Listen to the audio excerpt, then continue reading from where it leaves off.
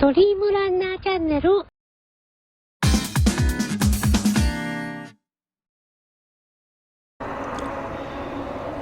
こんにちは。司会の広岡です。本日も二輪四輪のレアな情報を紹介するドリームランナーチャンネルです。本日もモビリティリゾート茂木さんのコレクションホールにお邪魔しております。今回もホンダで主にエンジン設計をされ、82年式 NS500 のエンジン開発に、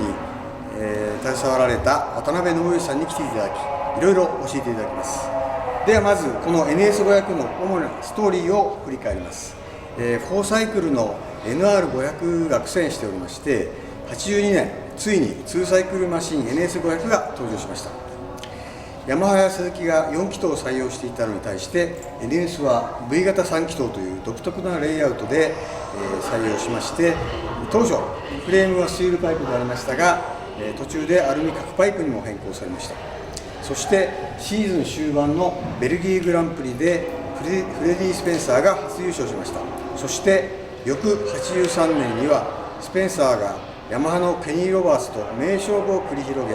シリーズタイトルを獲得しました。84年になりますと、スペンサー用にですね、4気筒になりました NSR500 が託される一方で、熟成されたこちらの NS500 は複数のライダーによりコンスタントに表彰台を獲得し、スペンサーもコースによっては NS500 を使用しました。では本日の特集のコメンテーター渡辺信義さんをご紹介します。渡辺さんはホンダ技術研究所で二輪レーサーのエンジン設計をやるとともに、81年に世界モトクロスグランプリ 500cc の監督として、ホンダを3年連続チャンピオンに導きました。そして、今回のお題である NS500 のエンジンの基本コンセプトを提案されました。ホンダ卒業後も講演活動や空冷星型エンジン解説などを通じて後進の育成に尽力されております。では渡辺さんどうぞ。はい、こんにちは、渡辺です。今回はですね、2サイクルロードレーサー NS500 についてのお話をしたいと思います。私はですね、74年に、研究所に入りまして、実際にはですね、ずっとモトクロスの開発の仕事をしております。モトクロスは3クラスありますので、125、250、500と。で、ホンダはですね、やるときは必ず日本一じゃなくて世界一からやるということなんで、500cc のワールド GP を世界一にするというターゲットで、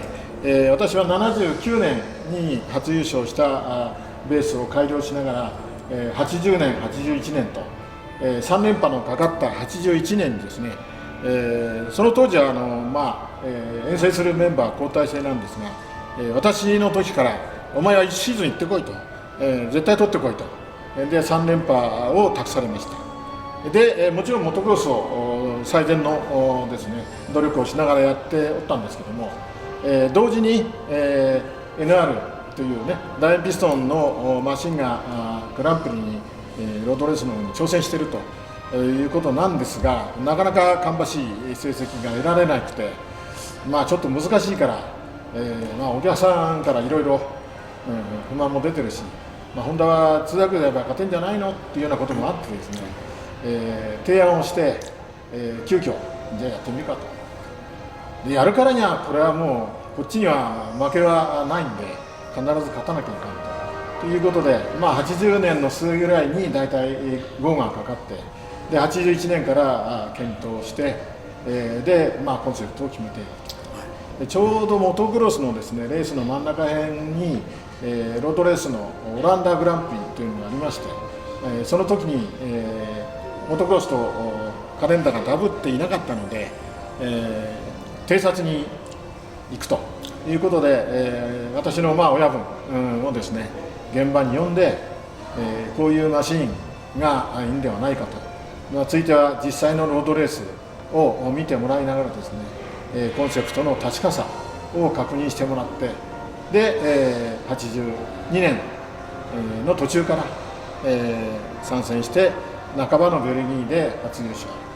で、それを糧にしてですね83年のチャンピオンマシンとつながっていくということになります。で82年83年は基本的にこの3気筒の NS500 がメインですね。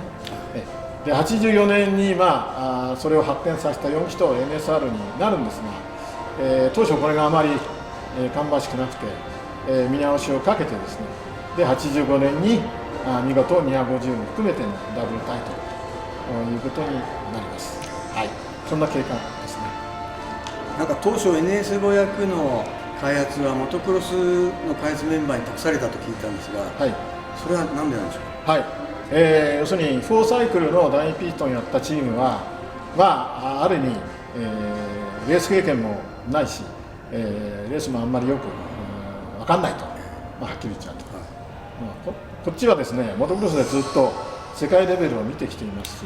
私は個人的にもロードレースをやっていましたので、いろいろ経験からですね、こうやるべきだなと。要するに一旦決めればですね、実際に構造設計図面を描いたりするメンバーはモトクロスグループに精鋭が揃ってましたので、最初しっかりコンセプトをまとめて5をかければ、約束されたですね、1年半でなんとか勝てるマシンを作りチャンピオンを奪取できるということで、もう後がないと。ホンダではですね、2階に上げて、はしごを外すというんですけど、絶対後に引けない状況の中で、モトクロスグループのメンバーが頑張って、優勝まで持っていったという逸話ですね。そうですか。はい。参考になりました。で、ちょっと教えていただきたかったのが、こちら他社が4気筒でやってるところに、はい、V 型3気筒ということで、決められたっていうことですけど、なぜ V 型3気筒になったんでしょうか。はい、一番の、コンセプトは軽量コンパクトということですね。それまでヤマハもスズキも、直4とかスクエア4とか4気筒全盛でしたので、確かにトップパワーは4気筒の方が出しやすいと思いますけど、実際にサーキットは直線ばっかり長いコースではないので、ワインディングというね、こういうコース、そういうところのやっぱり、キレの良さということは軽量コンパクトで、当然ながら4気筒より3気筒の方がいろいろな部品が少ないですから、小さく、コンパクトで、3気筒ですけど、実際には幅では2気筒並みの幅で、下に1気筒にしてありますから、幅は2気筒並みなんですよ。だから非常にこうね、スラロームとかコーナーは操縦性がいいということを狙って、の3気筒ですね。そうですか。はい、わかりました。あとちょっと教えていただきたいのが、この NS500 のエンジン開発で、苦労されたところっていうのはどういうところなんでしょうか。何せ 500cc のロードレーサー3気筒ってのは前代未聞やったことないですけれども、そこはですね、モトクロスグループは125、250、500と、大きなね、その中には2気筒のモトクロスさんをやってますし、たくさんのいろんなエンジン開発をやっておりますから、一発で確実なものを作ると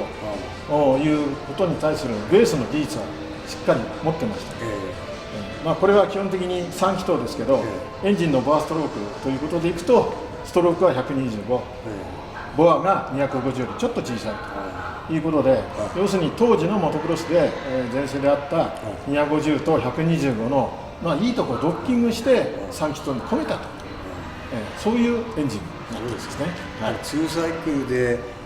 実績を上げられているモトクロスチームならではのやっぱりそこは自信と実績があったわけですね。そうですね。